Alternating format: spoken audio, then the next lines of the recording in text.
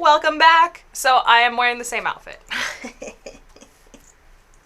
No one will notice. I'm going to show you what you can do with that flower technique that I showed you yesterday. And if you didn't see that movie, go ahead and follow the link down below and I'll show you how to create this whole effect. So I've already got a background done on my canvas. I'm going to start by just choosing some of my favorite colors for a bouquet to be. For me, it's going to be light yellowed. Then what I'm going to do is go ahead and just create these really messy chunks of color that eventually will become flowers, I promise. It's going to be messy, but you got to trust the process. I want to at least have maybe 4 or 5 of these sections of varying sizes with my yellow. Then I'm going to pick my other favorite colors. How about some pink? Go in between those, create kind of these circles. I've also mixed white with these colors. That's going to help these pop off the back. It's good to have these colors also run into each other so your bouquet later on will feel a little bit more full. How about then some purple? Then I'm just going to do a little bit of turquoise as my last color. Now this is going to look rough and absolutely not like anything. That's what we're shooting for. Just let it get messy, let things happen. We'll bring it all together in the end. Now all you have to do is find your pointed brush and we're going to create the petals on top, experimenting with just lighter shades of the same color. So I'm going to start with white first for all of my colors and then slowly add little bits of pigment into that white. Then you'll start those C shapes and start building them inside those circles of color for each of those individual flowers. Now this is something you're going to want to practice and try to keep it less than perfect so that it looks more natural. So you don't have to have each petal live inside that shape.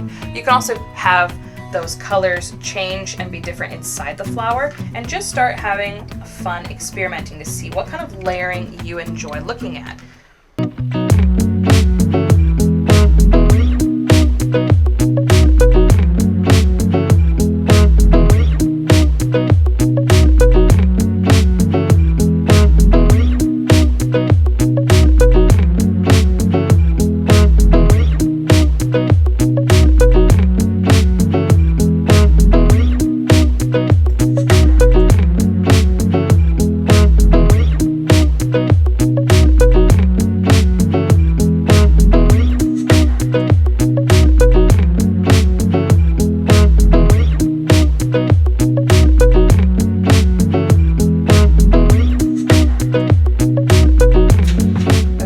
Finish this off so it's not just flowers the whole way through is adding leaves. You're going to be using the same kind of technique with this little brush. You're going to start in between the flowers around the edges. You push just a little ways in here and then you just twirl your brush and bring little leaves in between those flowers, even going off the edge like that. Little pieces of grass, little details that add a lot of dimensionality and a nice variation of color. So pressure inside and then as you go to the edge, twist or just lift off so that it has a tapered look.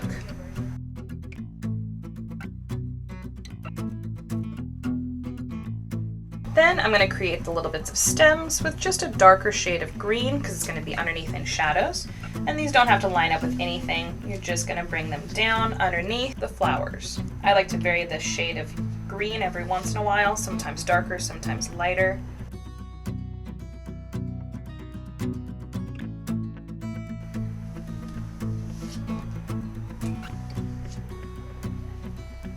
So to add glass, you can just water down a little bit of white, create any shaped vase you can possibly imagine, and just create this little areas of faded white with just a little bit of water and white paint. And then what you'll do is you'll grab thick pieces of white paint, create little glistening over little sections of the color. And even if it feels a little too aggressive, take your finger, smudge out the glistening paint.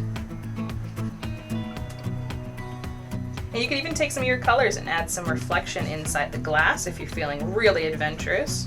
And then my favorite secret technique is taking the back of my brush, a little bit of pure white, and baby's breath in between the flowers. I don't know why, but just having little polka dots in between some of the flowers and out around the background, I always feel like baby's breath gives it that extra dimensionality and detail without having to do much work.